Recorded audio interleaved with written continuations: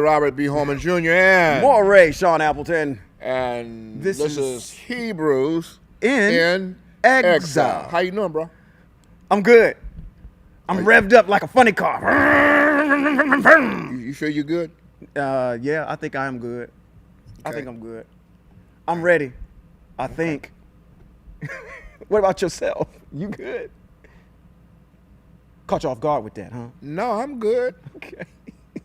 I'm good. All right. All right. What's on your mind?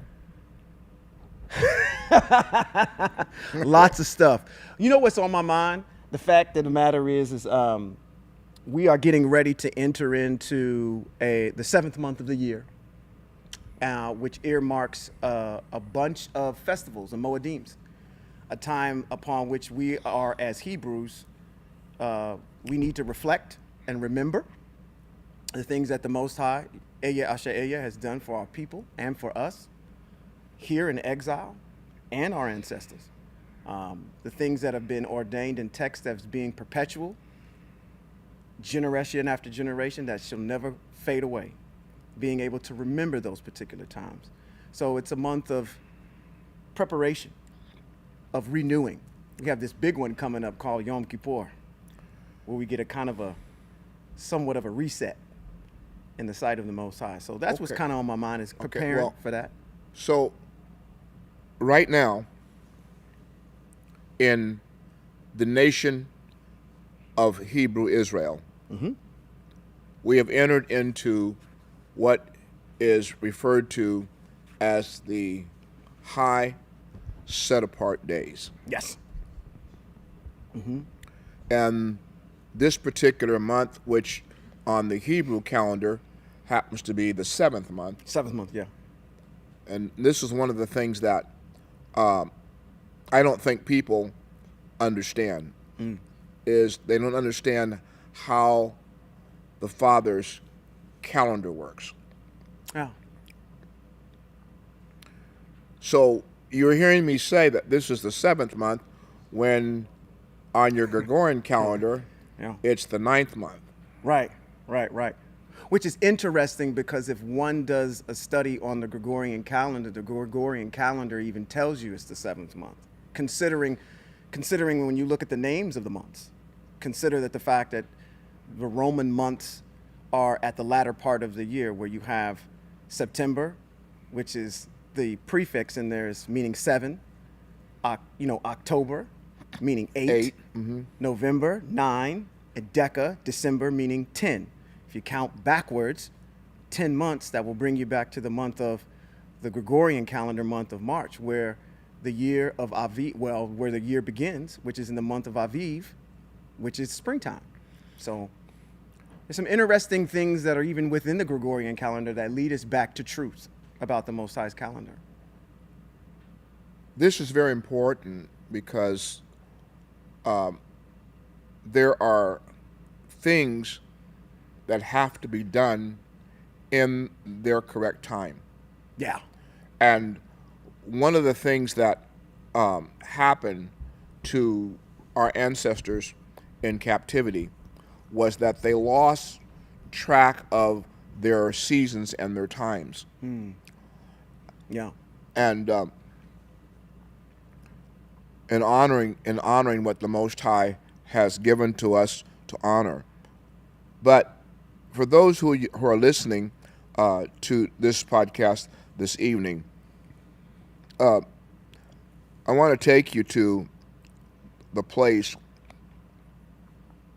where we are dealing with this particular matter. And if you tune in on this Shabbat for our live stream Shabbat at 11:30 Pacific time, we're going to go into detail on the matters that are recorded in Vayikra, which is Leviticus chapter number 23. And you're going to get some bonus stuff also. Yeah. But for Hebrew Israel, and one of the problems that we have, Moreh, is that unfortunately, we're not all on the same page. True. This is very true. This is very true. But that's okay in this respect. We are in a time frame that we refer to as practice. Yes, yes, and that's key. That's key to understand that. So when you're, let's take this to a sports analogy. In the sports field, one of the things that is critical to game time, pre-game time, is your ability to practice what you're going to do when you get in the game. True. So when we look at Torah and we look at the various applications of Torah and the teachings of Torah, we are in a state of saying we're doing the best that we can, but it's still practice. Yeah. True. Because the game doesn't begin. The game doesn't begin until we're in the land. That's right. And when we're in the land, it's like in practice you have all the sub coaches. In the land you have the real coach. Yeah. Yeah. Yeah. Or let's put it this way: you have preseason. If we talk about preseason, you have all your assistant coaches coaching.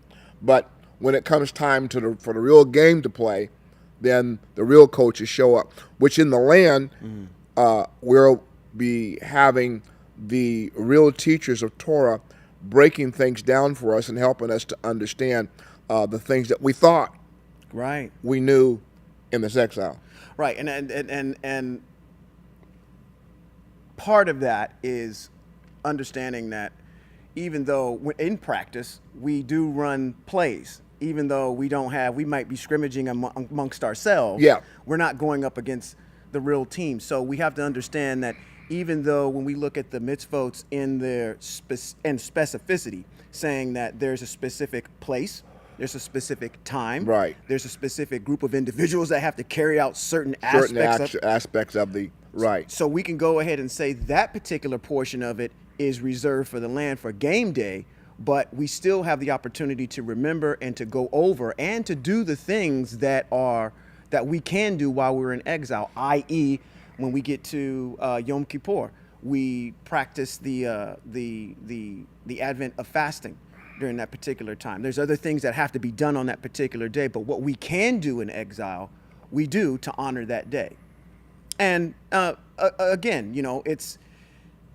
we don't sit here and try to crucify anybody for how they decide they want to do it, because in totality, you can't do the mitzvot in its entirety.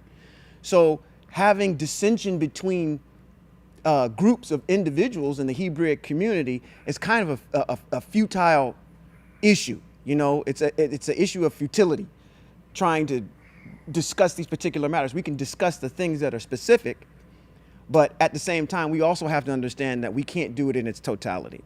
So again, that time is going to be reserved when we'll all be on the same page when we get back into Yerushalayim. So tell me, sir. Yes, sir. Tell me, sir. Yeah. From your perspective,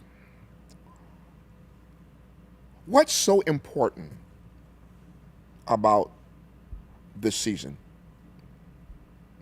What's so important about this season that we're in? What's important to me is kind of what I alluded to earlier. The fact that we're able to remember, and what's most important to me in tantamount is our ability for us to understand that the Most High has given us this particular time for cleansing, to be able to say, okay, there is a specific time in the year that I'm going to be closest to you. Not only do we have all the Shabbats that are in the 7th month, we have 3 major Moedims that are in this month. Not only that, we have the beginning of the Rosh Chodesh, which is in this month. We have a beginning of a new season that happens in this month. You mentioned the Rosh Chodesh. What's the Rosh Chodesh? The Rosh Chodesh is the new month. Okay. So that's the top of the month. All right. So all these things happen, and the Most High, this is kind of one of this months where the Most High is going to be the closest to us. So it's having our minds ready, having the importance of cleansing, having the importance of saying, whatever inadvertent sin or whatever that I've done that has been in violation from a communal standpoint, from a leadership standpoint, and from an individual standpoint, the nation of Israel becomes clean before the Most High. And it gives us an opportunity to kind of reset and get our minds ready, getting ready to prepare to go into the next year. So for me, what's tantamount is this issue of being cleansed and understanding that cleansing comes through the process of observing the mitzvot. Now, as we look at this whole thing of observing the mitzvot, and you mentioned a period of time of cleansing. In this time frame, which we have the Yom Teruah, the Feast of Trumpets, or the sounding of the trumpet, is a time to hear. The sound is the sound of the shofar that's going to be blown on that particular day is a time of awakening. Yes. There is a time frame that precedes this, which is a time of preparation, which is in, I think it's the month of Elul. Okay. August, mid-August. Okay. Where we start preparing our minds and start preparing our beings for this day of the Feast of Trumpets, or Yom Teruah, the day of awakening, in preparation of, as you indicated, what the Hebrew word is teshuvah. Yeah, to turn. Where we start looking inward. There's an inward looking inward to ourselves as it relates to our relationship with the Most High and our obedience over this year that we've come through, and acknowledging that, you know, we haven't always got it right through that period of time. Right. You know, and there is the offering that we are able to offer to the Most High for forgiveness for sins that have been committed in an unintentional way, or in a manner in which that I'm not even aware that I did it. Because we have. You got to realize something. Just because certain things are not in play does not mean that we shouldn't be aware of it, and the fact that we can't do it, which is the reason why the Most High has given us this time frame, which is called grace. Sure, absolutely. The Christian world believes that grace came with Jesus Christ. Grace was offered to the Hebrew people 400 years before he ever came into existence. True. This is true. So grace has always been here. But specifically in relationship to this diaspora, simply because the fact is that the Torah has not gone away. No part of it has gone away. That's true. Even the aspect of the inability to offer the proper sacrifices during the time, that hasn't gone away.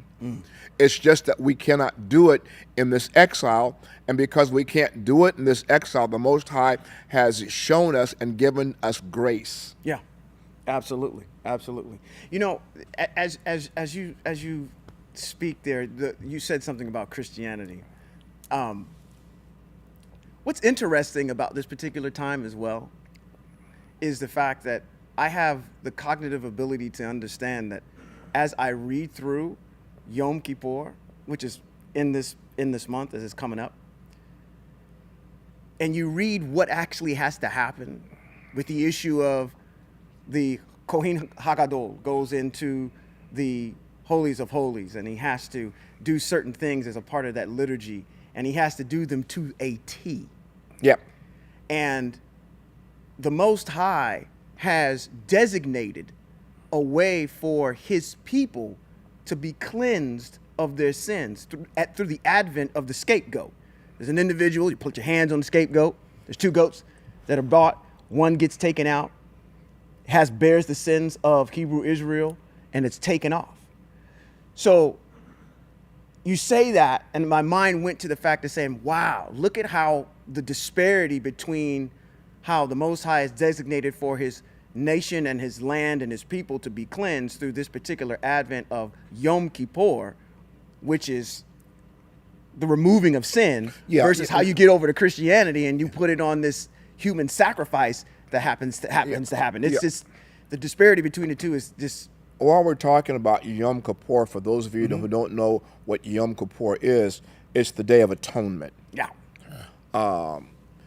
It's the day in which that we are to begin afflicting ourselves. It's a 24-hour total fast for the afflicting of ourselves. It's a sackcloth. For those of you who have read that text, Yeah. it's a day of sackcloth and ashes. Yeah. Yeah.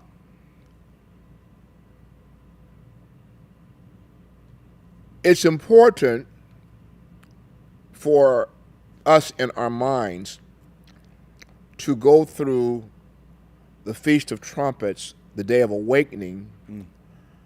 It gives you a time frame to go through that before you enter into the Day of Atonement, to purge yourselves and to reflect and to get things right between the Most High, because the Day of Atonement is a day of judgment. And it is the day when, out of all of the Sabbaths, that particular day is what we call a high Sabbateen, or a high Sabbath. It is the day when the Spirit. Let's talk about the Spirit. We're not talking about a man.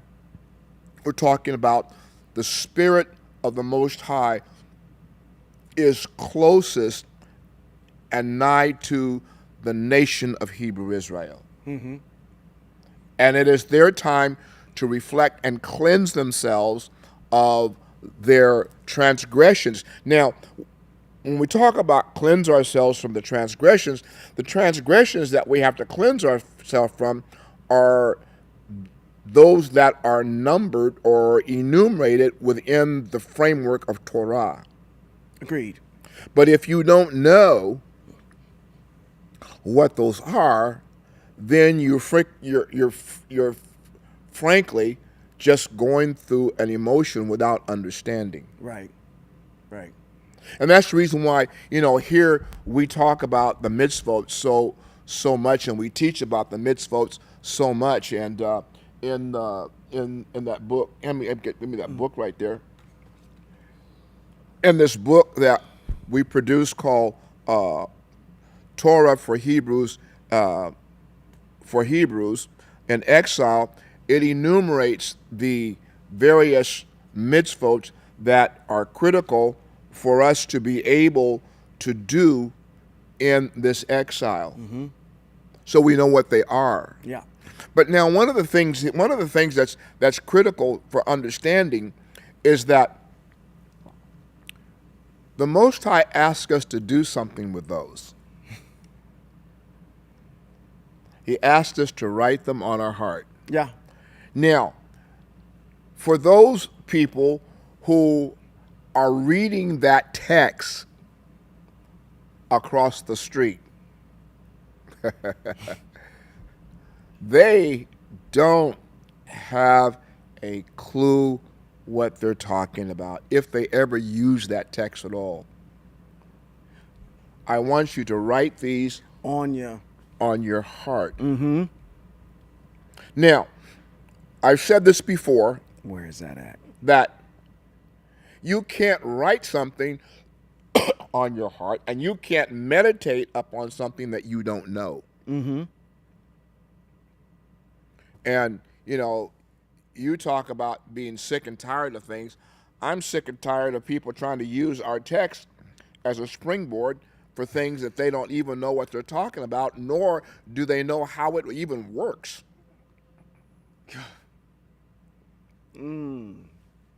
Listen, people. Listen, people. The Torah is one of the most critical pieces of information that you can have as part of your existence and your being. Let me go somewhere. Let me go to Proverbs chapter 2. While you're doing that, I wanna take a stab at something. I got to take a pot shot at something. After you come out of Proverbs. Well, if you're ready to take a pot shot, you need to take it, because Proverbs 2 is a piece of work. Okay, because I almost want to read this out of the KJV, because out of the CJB, let me see what it says in. Matter of fact, let me just read it out of the CJB, and this is dealing with this issue. I'm going to go across the street. I'm take a liberty to go across the street. Take a liberty. You can go across the street. You don't have to stay across the street. You can come back. Colossians 2:16. Colossians 2:16, and this is the thing, is that even over there across the street, they leave breadcrumbs for you to actually understand that there's some other things that are going on. Colossians 2:16 says, and I believe this is Paul speaking. It says, so don't let anyone pass judgment on you in your connection with eating and drinking, or in the regard to, it should be the Hebrew festivals, or Rosh Chodesh, or Shabbat. Now, I don't agree with 17 when it says these are a shadow of the things to come, but the body is in one of Messiah. No, that's what you call addition. Yeah, that's adding to and it. disturbing the initial thought in the mind of a Hebrew. Right. But the point I want to make here is that no one seems to ask the question when it says, don't let anyone pass judgment on you in your connection with eating or drinking, or in the regards to the Hebrew festival of Rosh Chodesh and the Shabbat, as if to say that you as a Christian should be doing the Shabbat and the Rosh Chodesh, which should ask the question, if these things have been done away with, then why is Paul making references to them? Exactly. Asking you to say, if you're doing them, don't let anybody judge you about them, because you're supposed to be doing them. But they've been done away with. It's the confusion that's over there, even when they're talking about our festivals as well. But here, let's talk about that for a minute. Okay. And this is something that I'm going to pose to a very dear friend of mine. Who told you that the law of, and they use it, the law of Moses, has been done away with? And I have to I have to clarify something. Okay. It's not Moses' law. Correct. It's not. But the text says, remember the law, the Torah of Moses. Mm-hmm. It's not his Torah. Correct. He only happens to be the mouthpiece speaking for the Most High, giving to the nation the Torah. Mm-hmm. That's what he's doing. Mm-hmm. Okay? So, who told us that the Torah or the law had been done away with? And who told us that? Because if I listen to a Christian pastor, he's going to tell you that that's only for the Jews.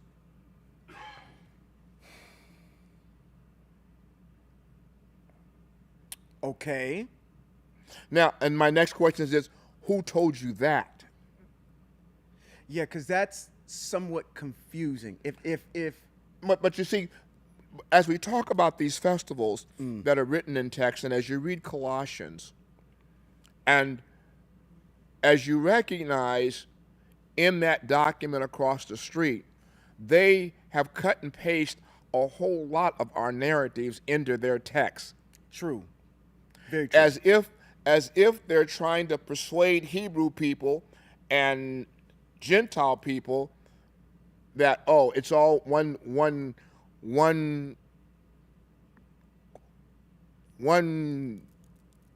goulash. Yeah, it is.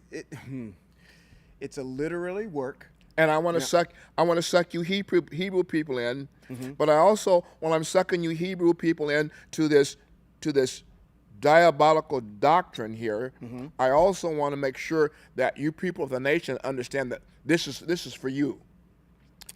But I'm going to put this Hebrew stuff in so the Hebrew people will kind of come in too. It's kind of like you know what it's like? It's like being non-denominational. Okay. I get that. Everybody's welcome. Everybody's, well, yeah, we don't have we're prescribing to be something. We're just being. You know. So it's, yeah. As long as we have one foundation that we all believe in the one God, then you're all welcome. You know, but the question that needs to be answered, that I don't think, which I'm going to find out real soon, is where does this notion come from that Torah law has been done away with, and or that it's Judaic? Can I offer an answer? Sure. I'm saying this by giving a disclaimer. It's going to trigger you. I go no further than to call to the stand Hebrews chapter 7. See, I told you, it's going to trigger you. Hebrews chapter 7, verse 15, it says, it becomes even clearer. If a different kind of Kohen, one like Melchizedek, rises, one who became the Kohen not by virtue of the rule of Torah concerning the physical descent, but by virtue of the power of an indestructible life, for it is stated. Now, this is in bold, as if to say that it's pulling from the Hebraic writings. You are Kohen forever, to be compared to Melchizedek. That's in Psalms, when it's talking about Melech David. It says, thus, on one hand, the earlier rule is set aside because of its weakness and inefficacy.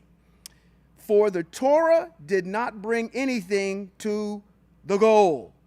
And on the other hand, a hope of something better is introduced, through which we are drawing near to God. I would think that whoever you're getting ready to ask may go there and say, there's my agency and my license right there.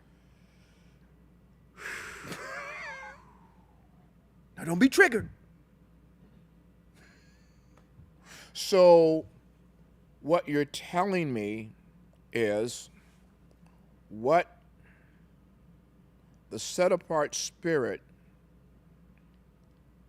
gave to Moshe, and Moshe tells us in Deuteronomy chapter 4 what his assignment was. Yes. Was to teach you the laws and teachings of Yahweh, that somehow what the Most High gave him to teach the nation of Hebrew Israel was ineffective. Correct. That's what they're going to say. I don't agree with that, but yes. So let's bounce that around for a minute, okay? If that's the answer, then I have to ask this question. Can the set-apart spirit lie or change his mind? Absolutely not. By Bamidbar chapter number 23, verse 19, that is a contradiction. The Most High is not a man that he should lie or change his mind. Go look that up. Bamidbar chapter number 23:19 states as such. He cannot lie or change his mind. That's Numbers for those of you who don't know what Bamidbar is. So,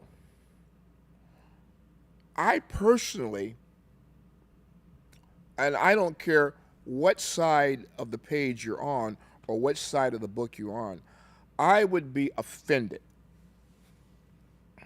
if you told me that, and I'm going to use a phrase that I don't use, which reason I say set apart, which is set apart means set apart, and El means power. It doesn't mean God, but I'm going to use God for clarity. Okay.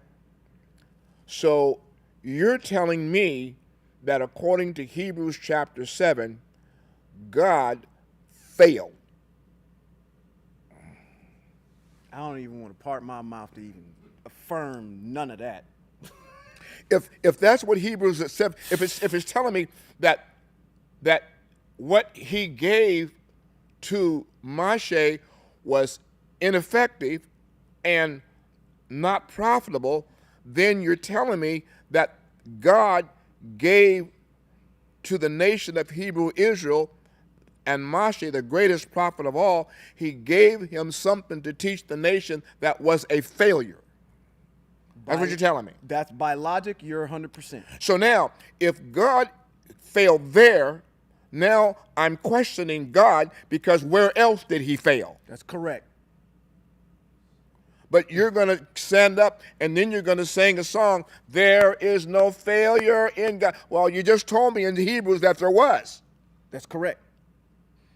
But see, here's the interesting piece in that whole entire diatribe, is that the election is being made by men. That is not being made by the Most High.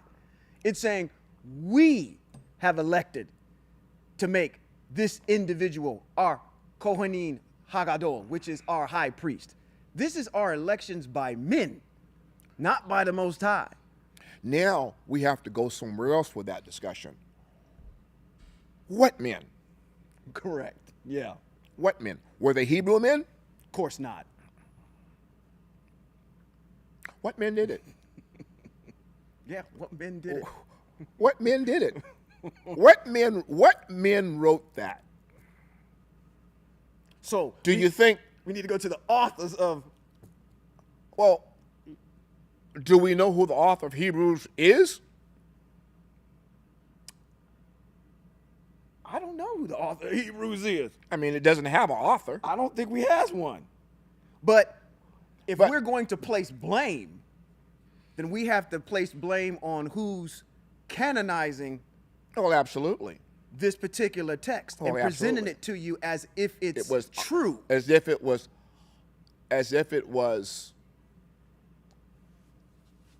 authoritative, and as if it came from God. So now let's bounce that around for a minute. Oh man. Let's bounce that one around for a minute. I want you. I'm putting my tablet down. I want you all to hear the logic of what Hebrews chapter 7 is saying. Okay. I had some people ask me if I believe that the New Testament was the word of, and I don't like using this word, but I'm using it tonight for clarity. Okay.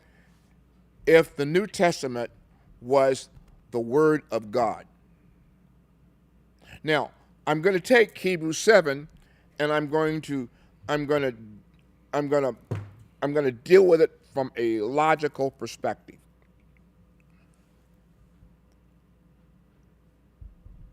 Bamidbar says that God is not a mortal or not a man. Correct. That he should lie or change his mind. But Hebrews chapter 7 says God, boy, you, y'all better be glad I'm behind this mic. You're going to tell me that the God in Scripture that he authored and he speaks about, that he signs his name to, comes across the street in the New Testament, changes his mind, and then says, well, what I said to Moses was unprofitable and ineffective. But I'm God, and I did that. And I'm making this man over here to stand in my place, and he's going to bring you a new law. I want you to think about what I just said. Any real, believing, faithful individual who believes in the authenticity of a set-apart spirit called God ought to be fitting frickin' mad. Yeah. You just call my God a failure. That's right.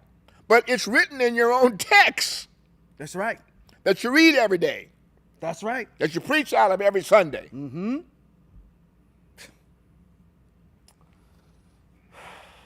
But see, that's the issue at the end of the day. That's why that particular doctrine works for them. Because when you come into that doctrine, one of the first things they're going to teach you is that you do not do the mitzvot. Because if you use them, it will totally dismantle the whole entire, the doctrine itself. Well, they say by doing them, that's legalism. Which is a deterrent at the end of the day. But then they come back and say, well, even out of the mouth of their El himself, he says, I did not come to do away with them, I came to fulfill them. Which, again, I'm going to do a shameless plug. If you show up this Shabbat, I'm going to show you where he's lying when he says that blatantly. You cannot sit there and say that you fulfilled them and then show clear evidence out of the profession of your own mouth where you're saying, I'm not going to do them. I'm going to show you that through the advent of a Moedim. I can't hold. My point. Hold it. Now, see, you getting all fired up. I am. I almost can't even hold it. You know, here's the problem. And I want you dear ones that are listening to this podcast to understand something, okay?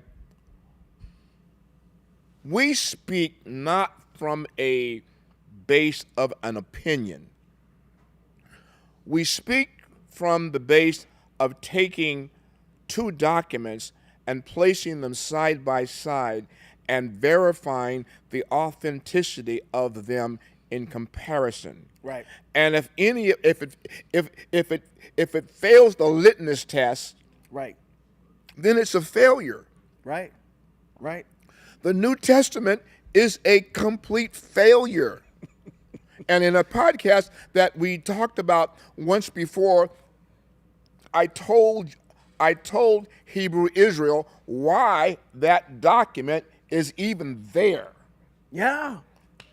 So let's go back and rehearse. Okay.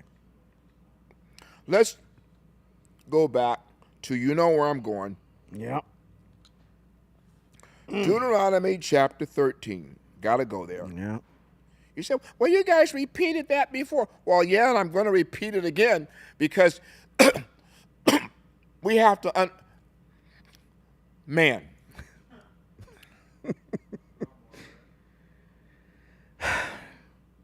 Right out the bat. You can just read verse 1 and just stop. I mean, when you tell me, well, he's God manifested in the flesh. That's what John said. Well, no. How do you know John said it? Most Christians don't even know who wrote the New Testament. True. Very true. Nor do most Christians don't even know what the aim of Christ was. And it's written right there. After you get done with there, we're going to go to Matthew. Everything I'm commanding you, Devarim, Deuteronomy chapter 13, or in your King James Bible, Deuteronomy chapter 12, verse 32. Mm-hmm. Everything I'm commanding you are to take care to do, do not add to it or subtract from it. Dear ones, The New Testament is filled with mathematics. Right. A bunch of subtraction and adding. That might even have some trigonometry in there. It's a new calculus. Oh, man. Now listen, if a prophet or someone who gets messages while dreaming arises among you and gives you a sign or a wonder, and the sign or wonder comes about as he predicted when he said, let's follow other gods, which you have not known, and let us serve them, you are not to listen to that prophet or dream what that dreamer says, for Yahweh your power is testing you in order to find out whether you really do love Yahweh your El or your power with all your heart or your being. You are not to follow Yahweh, your power, fear him, and obey his mitzvot. Listen to what he says, serve him, and cling to him. Now, what do we have in the document across the street? We have dreams. Yep. We have signs and wonders. And the signs and wonders, according to the text, came true. According to the text. According to the text. According to the author of the text. Right. Supposedly. Do you understand that the Most High said, I'm testing you? That document is a test. For who? For those who believe solely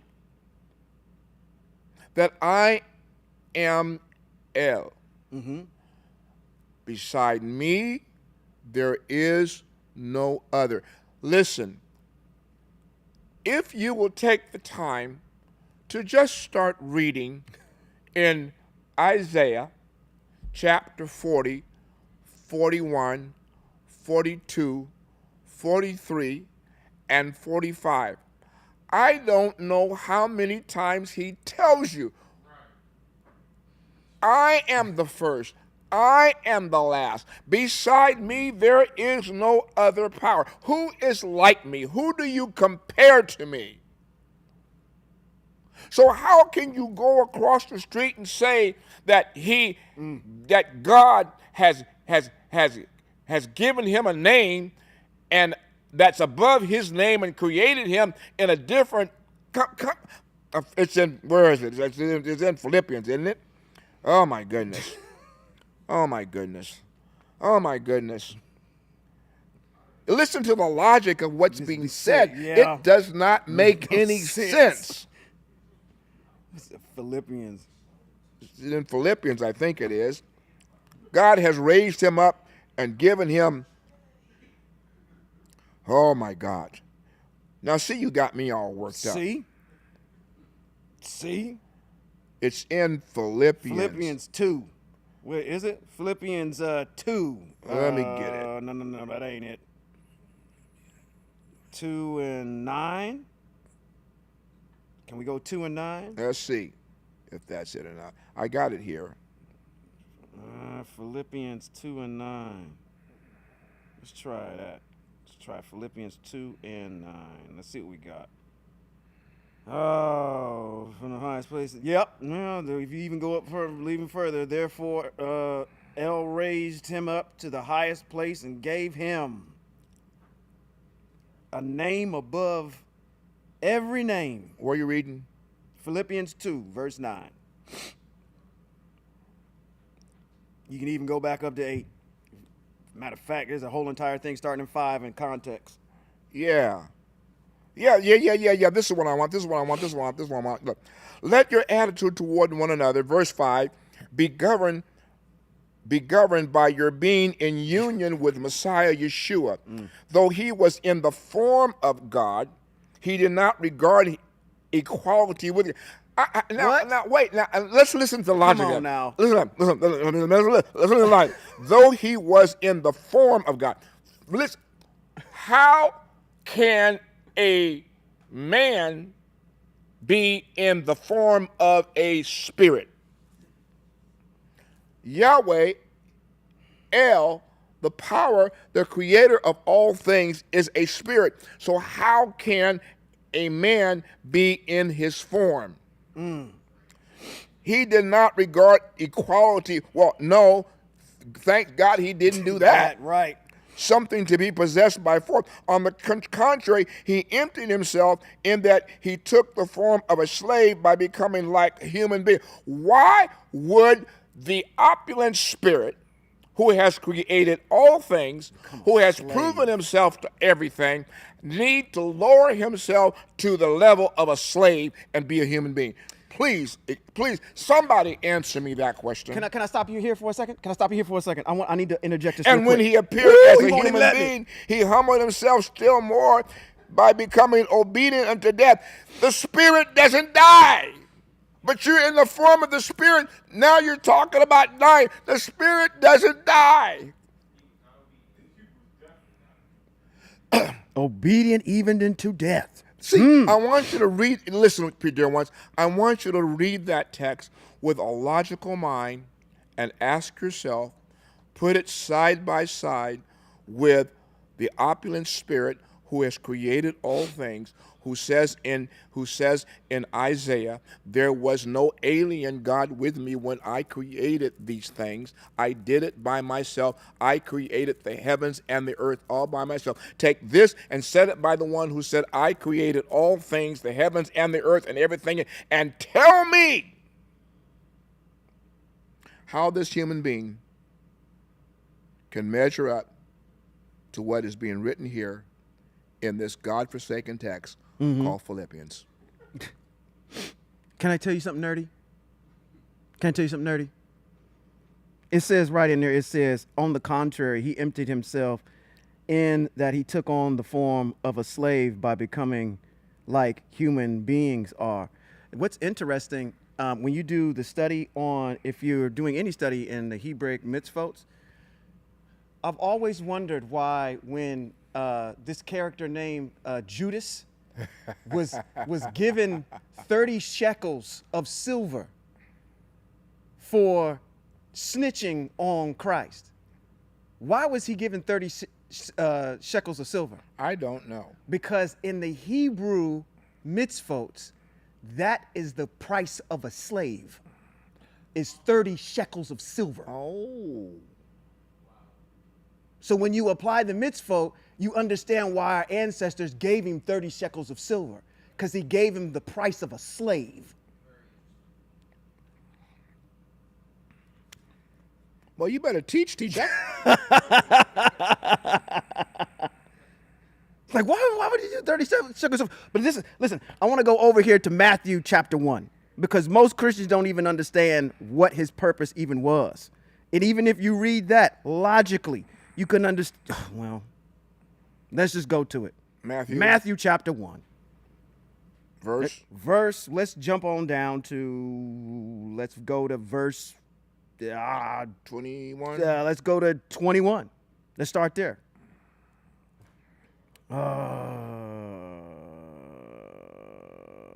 Okay, 21. It says, she will give, now you got to go, come on, you're going to Isaiah here. I'm going to give you another shameless plug of Isaiah. It says, she will give birth to a son. You are to name him Yeshua, which means, what? Supposed to be Yahweh saves. Because he will save his people from their sins. Who are his people? I don't know. The world ain't been, listen, at the time of this man's birth, what's prophesied over him by this supposed angel is the fact that he's supposed to save his people, which happens to be the Hebrew people, from their sins. You have to define what sin is, because he hasn't lived and started his ministry yet for another 30 years in order for you to define what sin is through the eyes of Christ. So what is sin? Everything that's back in the Hebraic text. John, 1 John chapter 3 defines what sin is. Sin is the absence of Torah. Right. So his mission, if we are to say, if he came and died, did he fulfill his mission that was predestined on him? No, because he did not teach Torah. And that's my point. That's all I wanted Now, to do and go there. now, with that being the case, Yeah. He's asked a question. They say that you are king of the Jews. Now, he didn't dispute it. Correct. He said, you say. Yeah, you say it. But He didn't dispute it. Now, by Torah, if he was a king like Melech, King David, David, yeah. who wrote his Torah, Correct. he didn't write the Chronicles of Hebrew Israel. Correct. He wrote the mitzvot and the statutes and the laws of the Most High, Correct. which is a mitzvot that every king is supposed to write his own, so he knows it. Right. So where's his? When did he write his? Oh, he's God. He didn't have to write it. It was already written on his mind. This is here. Come on, man. No, come on, no, come no, on. 'cause you Come on, gotta come do- on, come on. He's God manifested in the flesh, so he wrote Torah on his own mind. He did not have to write his own Torah. I'd have to go back to Devarim chapter number 13, verse 1, sir. On that one. Because the evidence of that is nowhere to be seen to say that he was written. But I want you to deal with this next part because this is in your book where it says in 22, it says, all this happened in order to fulfill what Yahweh, no, wait, hold on. I didn't read that correctly. No. What Yahweh had said through the prophet, the virgin will conceive and bear a son, and they will call him Emmanuel. The name means El is with us. For you that have not read where that comes from, I'm going to let my esteemed colleague explain what that means. It has nothing to do with foreshadowing Christ. Well, nothing that they have in bold print in that document across the street measures up to anything that they pointed to. Right. Correct. But let's deal with that for a minute. In Isaiah chapter 7, Akaz, the son of Yotan, the son of Uzziahu, the king of Yehuda, Ritzin, the king of Amram, and Pekach, the son of Remaliah, king of Israel, advanced on Jerusalem to attack it, but were unable to conquer it. It was told to the house of David that Aram and Ephraim had become allies. Akaz's heart began to tremble, as did the hearts of his people, like forest trees shaken in the wind. Yahweh said to Yeshayahu, Isaiah, go out now and meet Akaz, you and your son Shahar Yashav, at the end of the aqueduct from the upper pool on the road to the launderer's field, and say to him, take care, stay calm and unafraid, don't be demoralized by these two smoldering stumps of firewood, by the blazing anger of Ritzin and Aram, the son of Remaliah, because Aram, Ephraim, the son of Remaliah, have been plotting against you, Akaz, thinking we will invade Yehuda, tear it apart, divide it among ourselves, and appoint the son of Tavel king there. This is what Yahweh says. Now, point out, Isaiah, you go out with your son. Isaiah has a son. This is what Yahweh says to Akaz. Go tell him it will not occur. It won't happen. For the head of Aram is Damascus. The head of Damascus is Ritzin. In 65 years, Ephraim will be broken and will cease to be a people. The head of Ephraim is Shomron. The head of Shomron is the son of Remaliah. Without firm faith, you will not be firmly established. Now he's talking about these people that are going to come again and shred Yehuda. Yahweh spoke again to Akaz and said, ask Yahweh your power to give you a sign. Akaz, ask me to give you a sign. Ask it anywhere from the depths of Sheol to the heights above. But Akaz answered, I won't ask, I won't test Yahweh. Then the prophet said, listen here, house of David. House of David is trying people's patience, such a small thing for you, that you must try the patience of my power as well. Therefore, Yahweh himself will give you people a sign.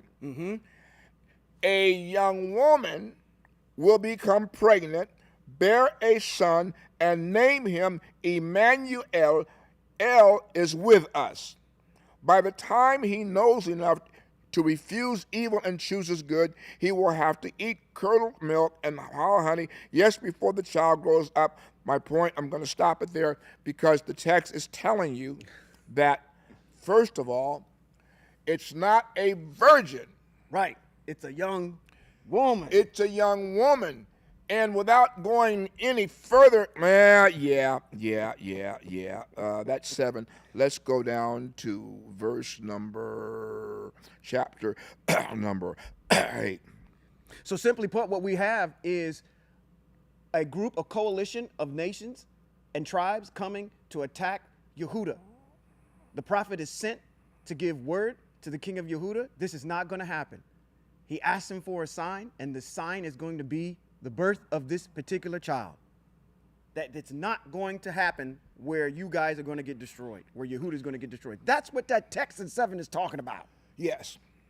And when you read 7, 8, and get to 8, you will find that the children that are being born to Yeshayahu and his wife. Right. Because in chapter 8, the Most High is going to tell Isaiah's wife she's going to have another son. When you get down into verse number 18 and chapter 8, listen to what he says. We'll start at verse 17. I will wait for Yahweh, who is hiding his face from the house of Yaakov. Yes, I will look for him. Meanwhile, this is Isaiah speaking. I am the children the children. That's Sharmahal. That's Yeshayahu's son. That's Mahar Shalah Hashbaz. That's the first son that we spoke about in the first verse of chapter 7. Okay. And it's Emmanuel. We get down here to verse number 18. He says, meanwhile, I and the children whom Yahweh has given me will become for Israel signs and wonders from Yahweh Sabaoth living on Mount Zion. What's supposed to happen? I'm giving you this child to prove to you, Akaz, that these nations that are trying to come against you are not going to come against you. It has nothing at all to do with what is written in Matthew. Nothing. Zero. Nada. Not a doggone thing. Yeah. Thank you for that pause. Now, we've gotten off on this rabbit trail. Yeah, because we were talking about festivals and whatnot. We've gotten on off on this rabbit trail because the interesting part is understanding Scripture. And if you don't understand Scripture, then you'll nod your head and you'll believe anything that anybody says to you without having an understanding. And all that we've read and all that we've talked about out of Hebrews chapter 7, that you should really be angry about anybody saying that the God that you love and serve is a failure. Because that's what it's saying. It's saying he's a failure.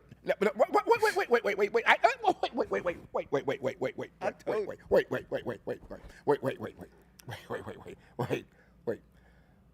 It's saying in Hebrews 7 that the God that you serve that gave the mitzvot is a failure, and the God who said it, that has now become flesh, who is the same God who said it, is now going to replace the God who said it with a new Torah. Work that one out for me. You lost me. No, I'm gonna do it. I'm gonna do it again. I'm gonna do it again. I'm gonna do it again. I'm gonna do it again. I'm gonna do it again. I'm gonna do it again. I'm gonna do it again. In Hebrews chapter 7, it says that the Torah, or the law that was given to Moses to give to the Hebrew nation by El, was ineffective and unprofitable. And what he gave is being replaced by this new God that's in the flesh, that was taken on the form of the God who said it to Moses. He is now going to replace himself, and he's going to give us a new Torah, which I can't find anywhere. I can't find anywhere, nowhere where that happens. So, then, God was faithful to himself.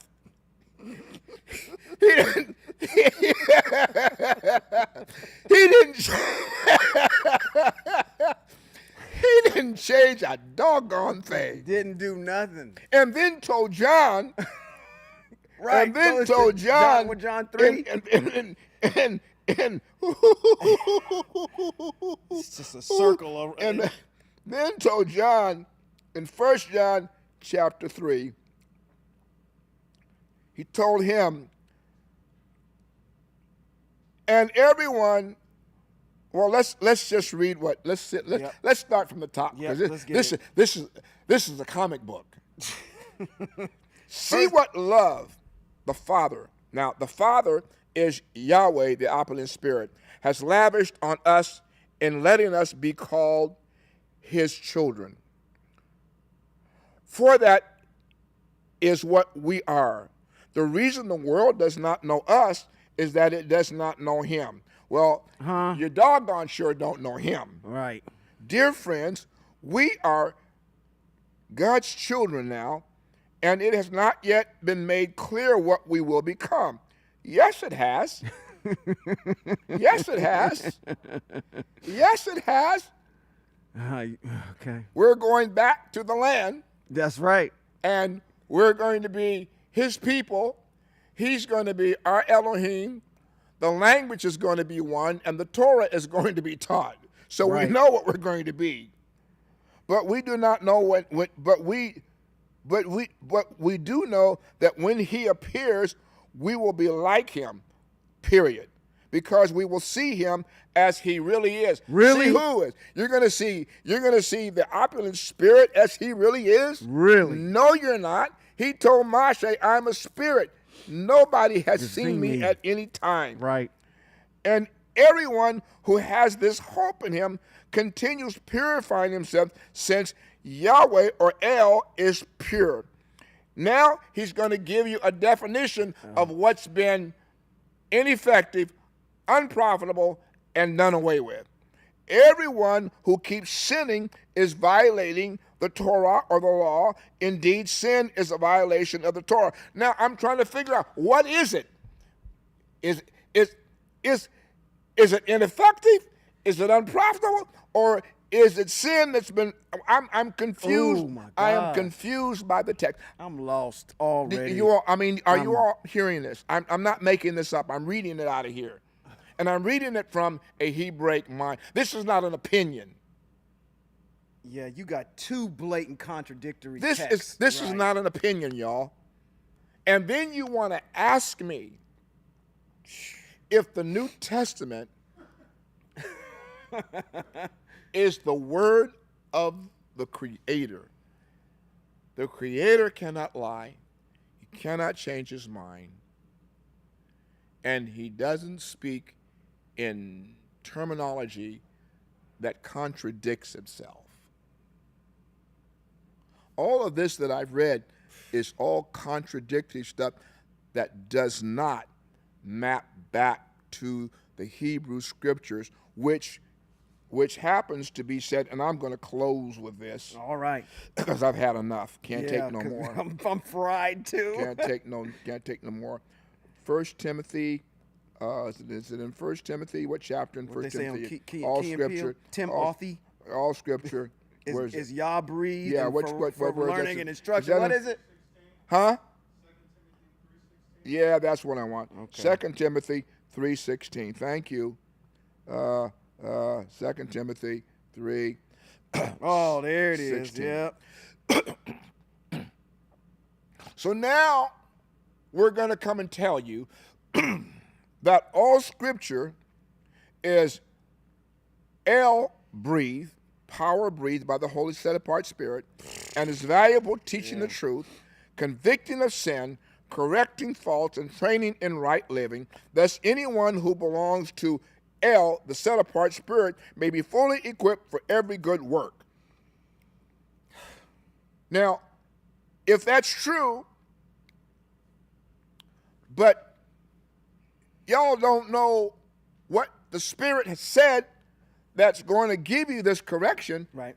And John says, the absence of Torah, you are a sinner. I am so confused by the writing in Hebrews.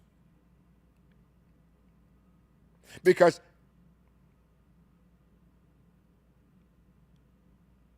Yahweh is not saying these words. That's correct. He's not. Yahweh is not saying anything that is written from Matthew to Revelations. Not one thing. And you know what he said? Woe.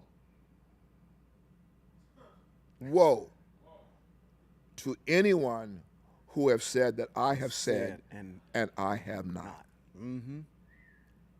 Think about that. Think about that. Selah. Think about that. Selah. This has been Moreh Robert B. Holman Jr. and Moreh Shawn Appleton. this has been Hebrews in Exile. Shalom.